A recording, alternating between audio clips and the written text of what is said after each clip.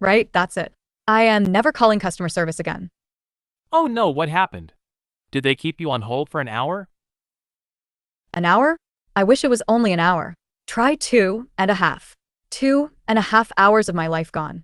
I could have written a novel in that time. I mean, you could have, but you would have just scrolled on your phone instead. That is not the point. The point is, I sat there listening to the same 4 bars of hold music on a loop, slowly losing my mind. Ah, the psychological warfare of customer service.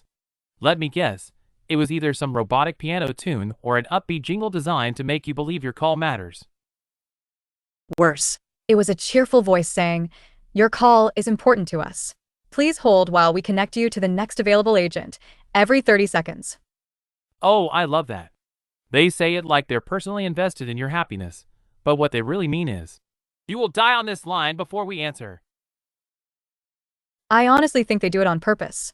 Like, they're hoping you'll just give up and sort your own problem. That's the strategy, mate. Were you down until you'd rather live with a broken service than hear that hold message one more time? I nearly gave up, but no, I needed to speak to someone. What was it for, anyway? My internet. It's been cutting out randomly all week.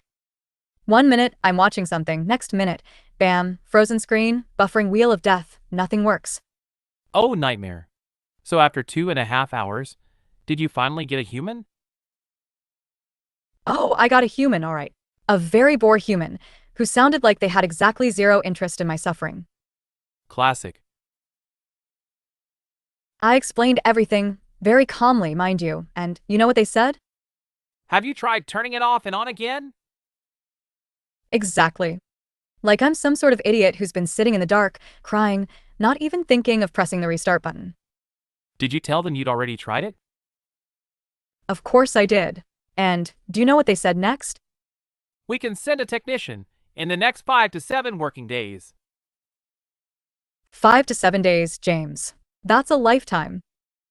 What are you supposed to do until then? Communicate via carrier pigeon? Apparently, I can use public Wi-Fi. Like I'm supposed to live in a coffee shop for a week, nursing one overpriced latte just to check my emails. Did they at least pretend to care? Oh, they went through the motions. We apologize for the inconvenience, sir. We understand your frustration, sir. Would you like a £5 credit on your next bill, sir? A fiver? That's their grand apology? Oh yes, James. 5 whole pounds to compensate me for the hundreds I've spent on their useless service. Generous of them. You could almost buy a sandwich with that. If I ever meet the person who decided £5 was enough compensation for mental torment, I will personally deliver them a strongly worded letter. I don't doubt that for a second. Anyway, after all that, they ran some tests and you'll never guess what they said. Everything looks fine on our end. Bingo. Apparently, it's my problem, not theirs. Of course it is. If their system says it's fine, then clearly, you're imagining your internet cutting out every 10 minutes. I nearly lost it, James. Nearly went full rage mode on the poor bloke. But you didn't, did you? No. Because I knew if I got angry, he'd just accidentally cut me off, and I'd have to start the whole ordeal again. That's what they want, mate.